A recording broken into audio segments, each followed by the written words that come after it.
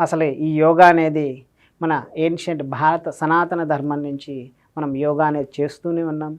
దీనికి ఆది పురుషుడు మనం శివుడు అని చెప్తాము. ఎందుకనగా శివుడి నుంచి శివ పరంపర దగ్గర నుంచి మనకి యోగా అనేది వచ్చింది. అక్కడి నుంచి మనకి నవనాథులని ఉన్నారు. నవనాథుల దగ్గర నుంచి మనకి దీన్నంతా కూడా ఒక ఆర్డర్లోకి తీసుకొచ్చింది మటుకు Patanjali. So father of yoga అని చెప్పేసి మనం పతంజలిని చెప్తాము. ఈయనే మనకి పతంజలి యోగ సూత్రాలు రాశారు. వాటిని మనం 197 సూత్రాస్ ఉన్నాయి. కొన్ని చోట్ల 195, 196 ఇలా రకరకాల టెక్స్ట్లు ఉన్నాయి.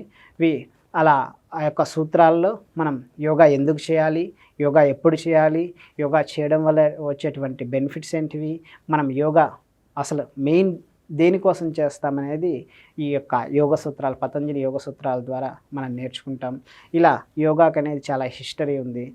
ఆ ఫాదర్ ఆఫ్ యోగా నుంచి మనకి రకరకాల గురువులు, ఇప్పుడున్నటువంటి బీహార్ స్కూల్ ఆఫ్ యోగా కానీ, లేక యశ్వాస కానీ, ఇప్పుడున్నటువంటి యూనివర్సిటీస్ కానీ, ఇలా ఒక్కొక్కరు ఇప్పుడు దాకా కూడా యోగా అనేది ఈ యొక్క ఒకరి నుంచి ఒకరికి గురు పరంపర ద్వారా అందించడం జరుగుతుంది.